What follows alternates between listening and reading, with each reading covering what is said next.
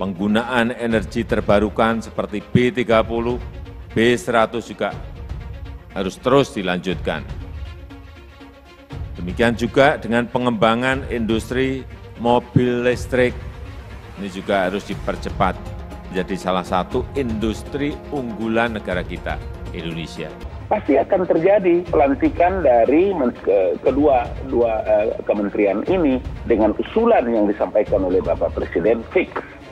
Saya memiliki keyakinan kuat bahwa dalam pekan ini, tapi kalau tidak dalam pekan ini, boleh jadi pekan depan. Satu karakter kepemimpinan yang dimiliki oleh Bapak Presiden Joko Widodo itu adalah tidak lambat dalam mengambil keputusan, tidak ragu, dan tidak membiarkan masalah itu berlarut-larut. Makanya kenapa saya meyakini bahwa Presiden akan mengambil keputusan, kemudian melantik dua menteri itu dan mungkin kepala badan atau yang lain-lain itu dalam pekan ini. Saya rasa ini akan menjadi kenyataan. Reshuffle jilid 2 sepertinya menjadi kebutuhan buat pemerintahan Jokowi periode kedua dan terakhir ini. Kita lihat dari beberapa menteri yang layak untuk dicopot atau direshuffle sekitar 5 sampai 7. Pertama dari kelima ini salah satunya Pratikno, kemudian M. Lutfi, kemudian juga Sofyan Jalil, Joni Plate, dan juga Yassin Limpo. Dari kelima ini kita melihat mereka memiliki track record kinerja yang buruk.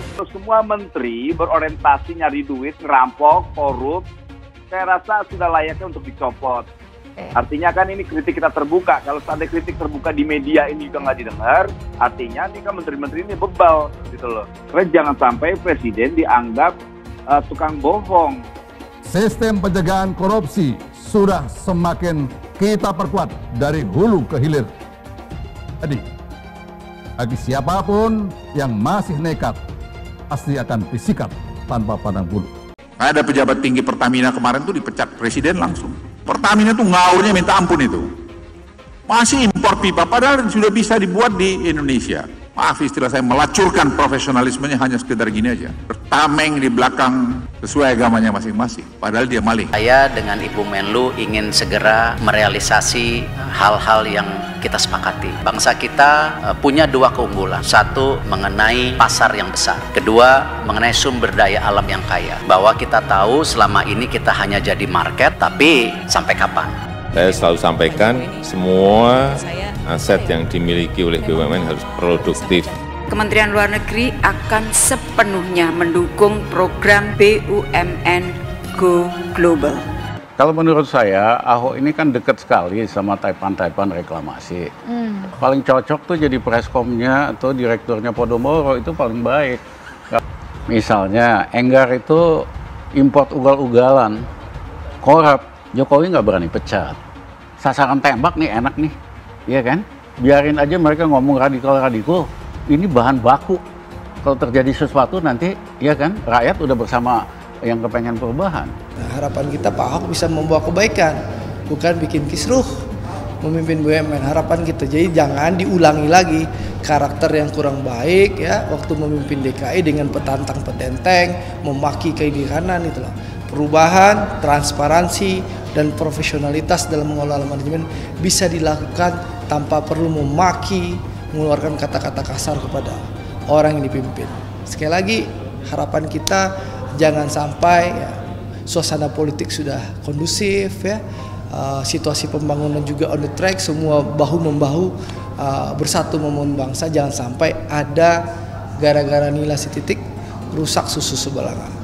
Jadi harapan saya Pak Ahok belajar betul dari pengalaman memimpin DKI, jangan maki-maki orang, jangan petantang petenteng waktu nanti menjadi pimpinan BUMN. Perlu figur-figur yang menjadi bisa pendobrak. Ya kan nggak mungkin 140 orang dipegang satu orang.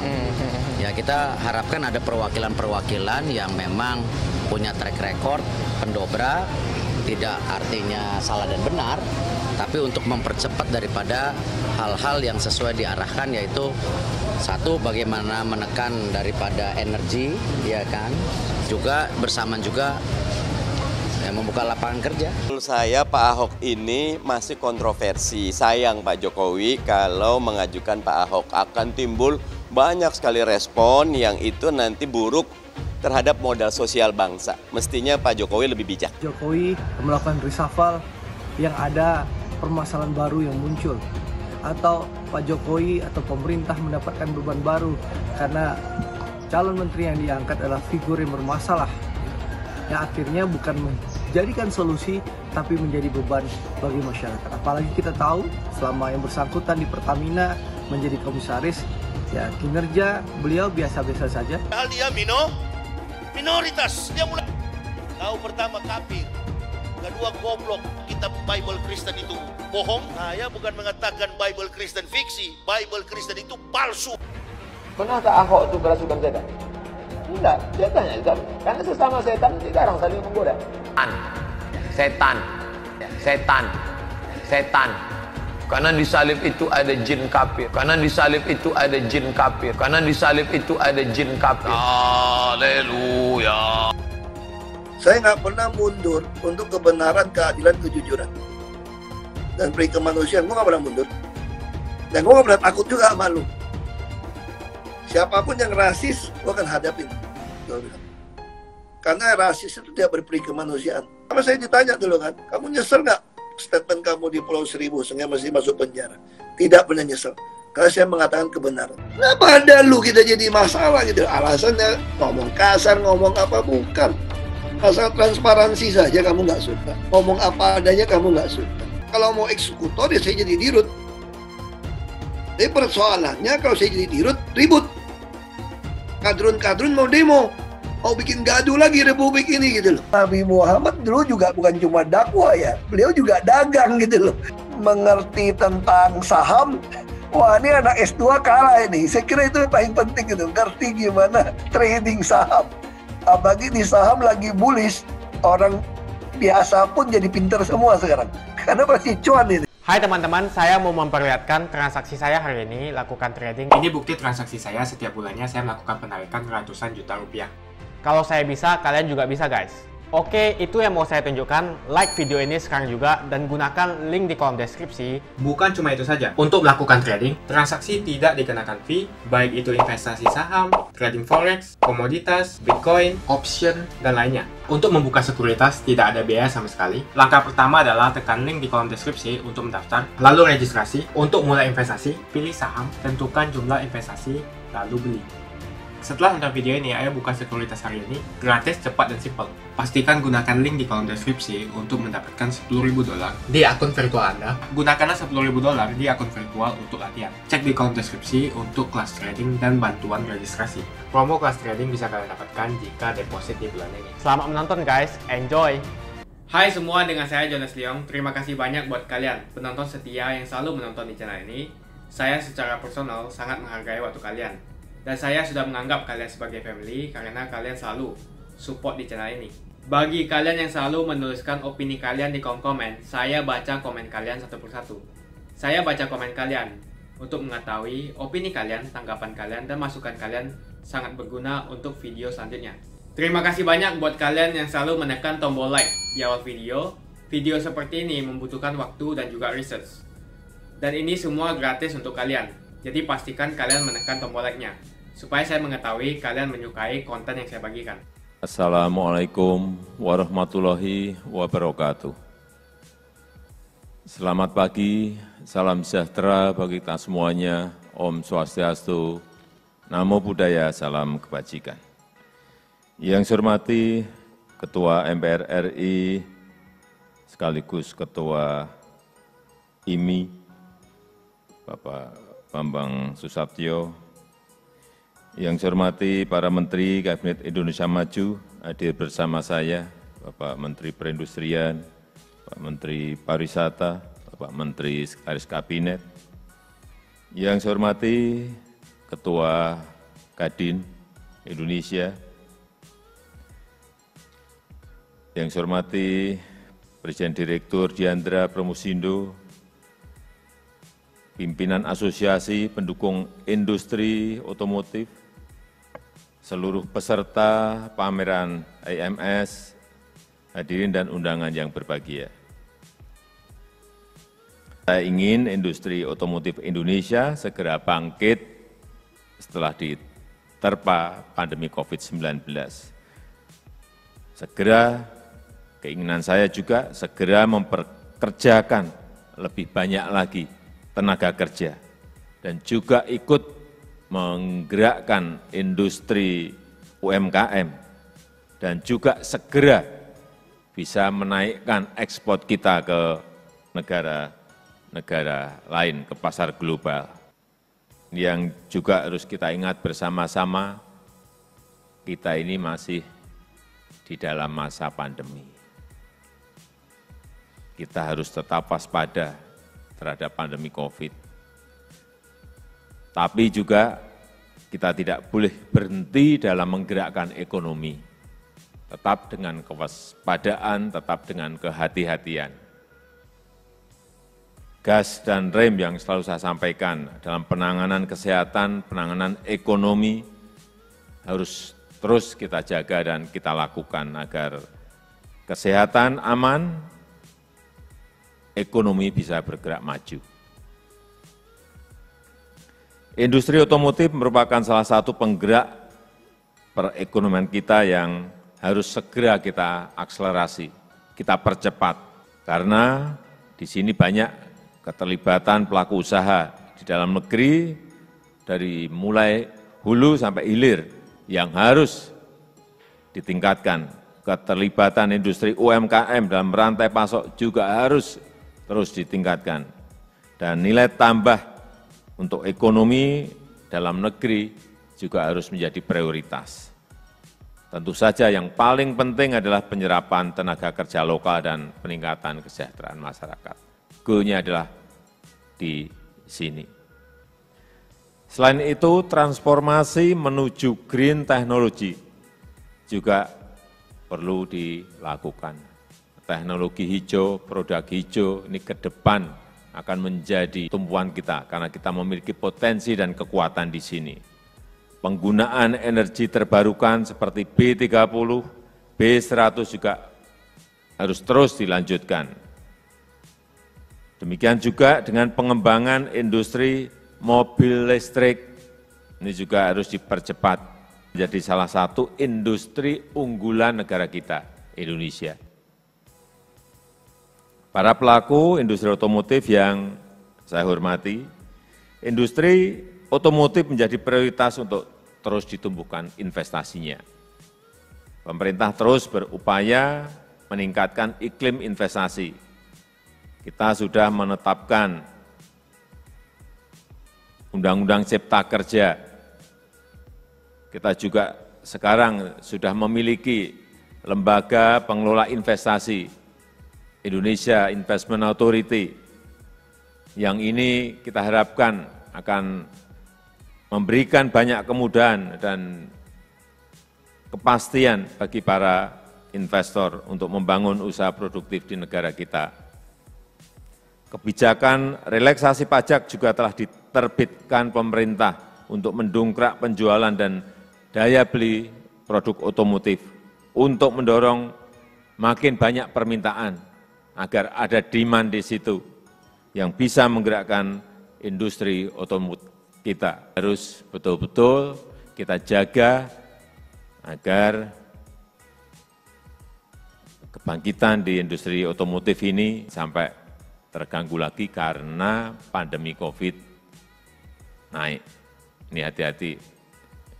Banyak negara lain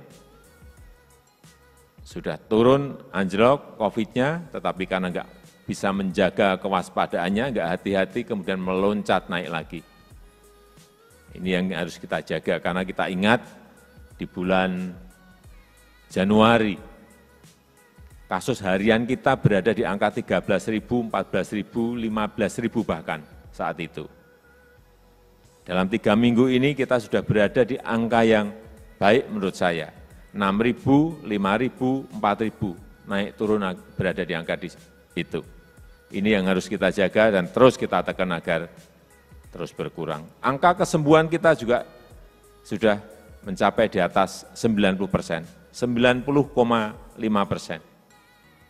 Di atas rata-rata, jauh di atas rata-rata dunia, jauh juga di atas rata-rata Asia.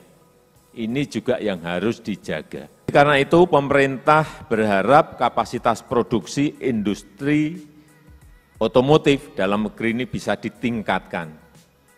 Sekali lagi, pemerintah berharap kapasitas produksi industri otomotif dalam negeri bisa ditingkatkan dengan pemakaian kandungan lokal yang semakin tinggi. Dan juga bukan hanya ngurus pasar dalam negeri saja, tapi bergerak menggarap pasar ekspor. Ini saya lihat sudah peningkatannya sudah baik, tetapi kita ingin lebih ditingkatkan lagi.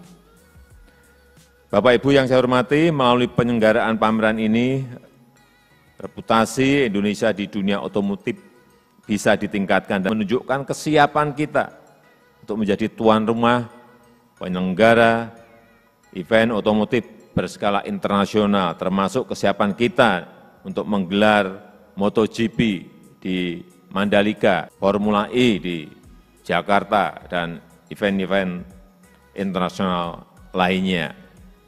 Saya rasa itu yang bisa saya sampaikan pada kesempatan yang baik ini. Pertanyaan-pertanyaan ini tidak saja dengan teman-teman para wartawan, tapi kawan-kawan yang juga banyak ya, ada di Kemendikbud juga, ada di Kemenristek juga, bahkan ada beberapa yang di BKPM juga bolak-balik kemudian menanyakan, dan saya kira menjadi kewajiban bagi kami dari kantor staf Presiden dan pemerintah tentu harus menjelaskan ini kepada publik.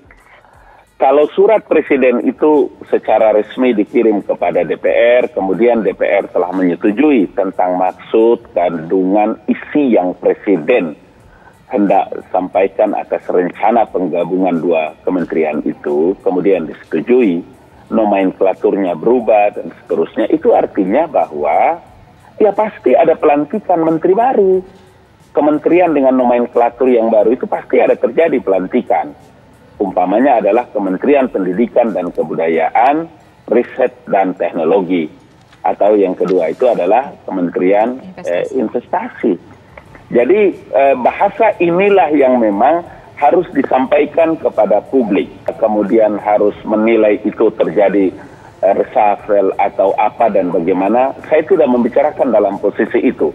Tapi yang saya ingin katakan bahwa pasti akan terjadi pelantikan dari kedua kementerian ini.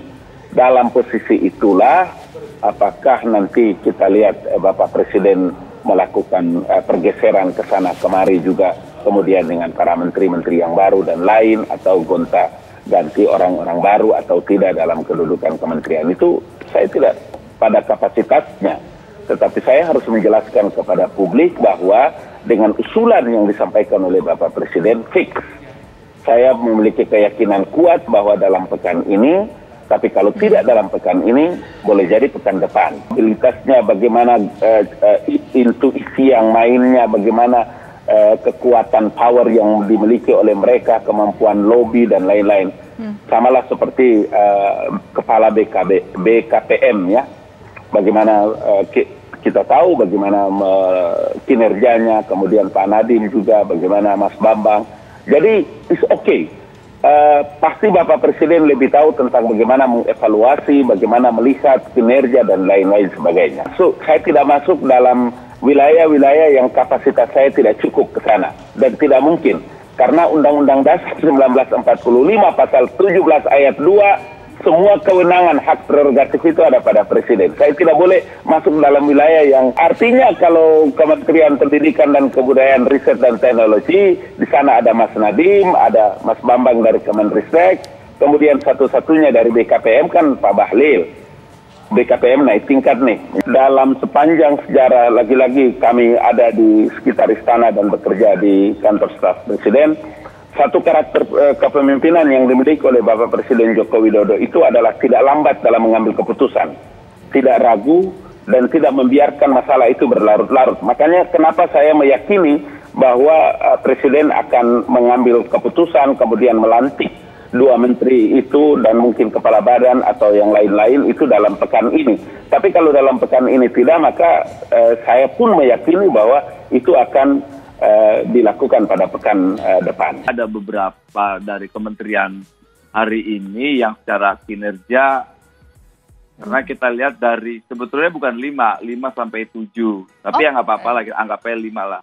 Dari 5 ini kita lihat Pratikno, kemudian M. Lutfi, Sofyan Jalil, kemudian juga ada Joni Plate, juga begitu juga ada Yassin Limpo.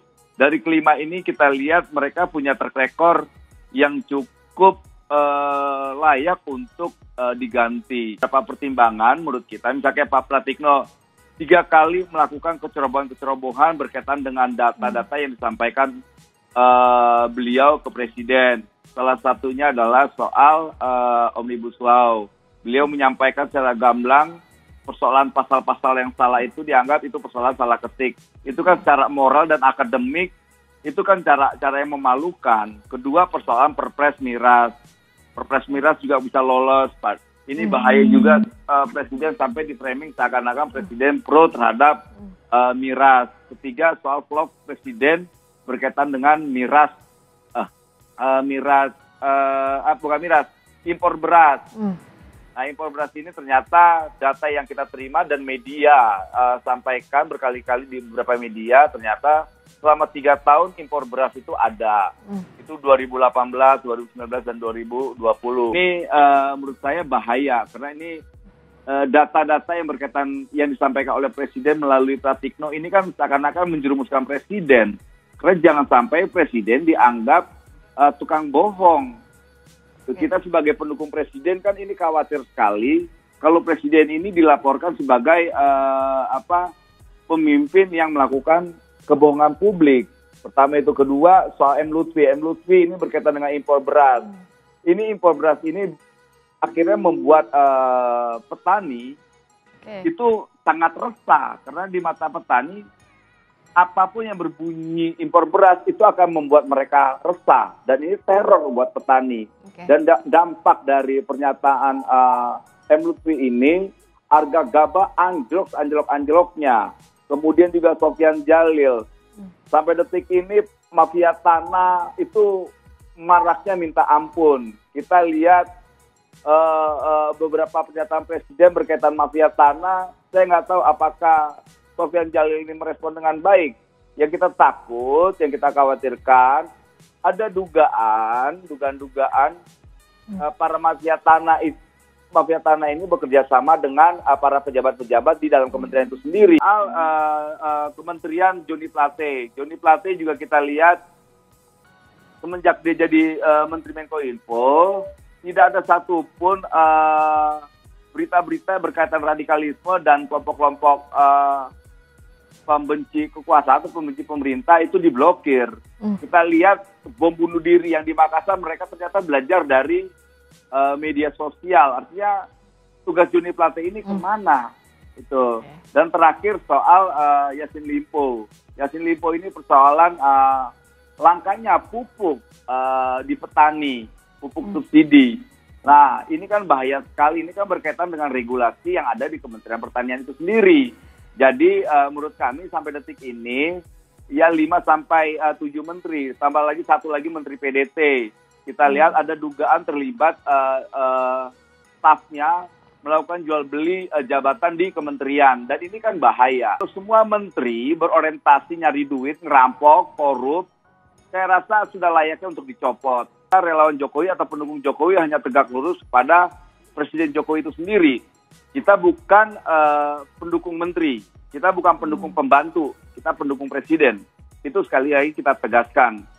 Pertemuan beberapa bulan sekali dengan Presiden.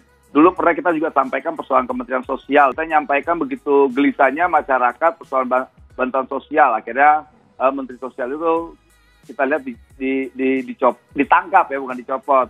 Nah, hari ini kita juga sudah menyampaikan juga. Artinya ya Presiden kan orangnya tidak